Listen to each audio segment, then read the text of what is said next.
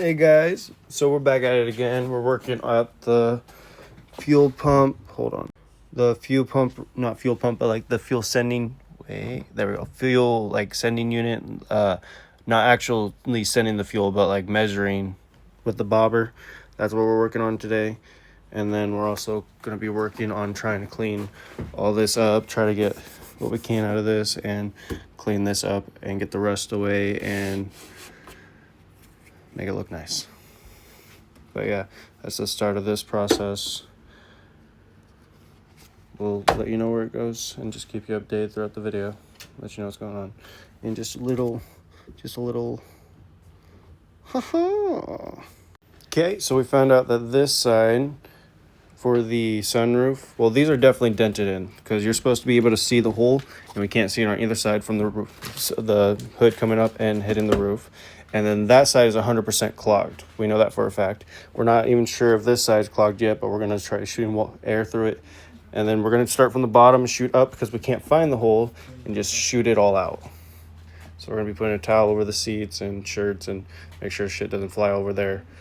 But we're going to be clearing those out, and then we're going to be checking these back ones because the back one connects like right here to the sunroof, and then it drains down here, and then as it's draining down here, it connects to this part where the whatever you call it, thing for the radio pops up, and then it shoots down to drain right in that area where you can see water dripping already. So pretty much we're just cleaning these out, checking them clogged, and from what we're finding out, they are clogged, so we just got to shoot them out. And then we're going to be testing this again and redoing the test to make sure we do it right. And then I have my original gauge cluster, and if there's nothing wrong with my original gauge cluster, we're going to go back to using it and then just fix that and then have a backup one just in case, which is the one we're currently running in the car. Yeah, that's where we're at right now. So both sides are definitely clogged, that one less than this one, because when we put that up to the hole on the side of the wall and shot it up, well, you can see things flew into my seat. And then we did the test on that side and nothing flew out. Oh no, yep, there's definitely stuff all over the seat. Yep, those are definitely both clogged. Now we're going to run water down the sides and hopefully that'll drain and we won't have an issue with that. But that's just a temporary test. And we'll run it for a little bit, but if it keeps leaking on the inside of the roof, well, we already have the stuff to wrap it, and then that also gives us time to clean this up and get it to where it's not going to rust more, and then eventually fix the dent or cover the dent so it's one piece again and it looks good again. Okay, he's about to start draining, and that's the little drain spout right there, so go for it. There we go, it's 100% draining now. You see how nasty that is, though? It definitely needed to be cleaned. That is straight yikes. It's coming out white now, at least. So that one was definitely gunked up really freaking bad. Damn, it's really dirty in there, period.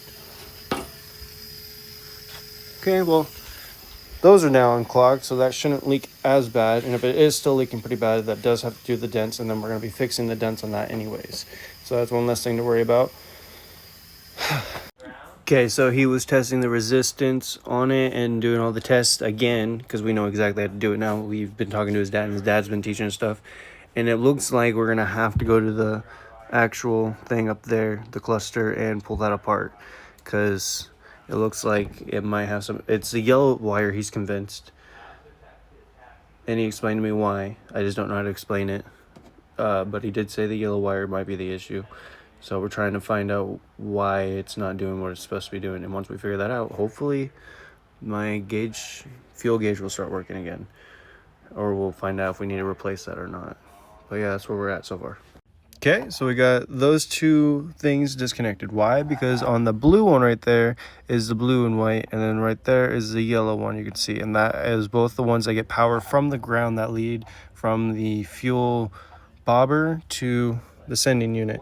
And we took out the light bulb in that one right there, which is the gas light, and that one is still not dead. It isn't blown from the looks of it. So we're going to be testing and seeing why everything is not doing what it is supposed to be doing.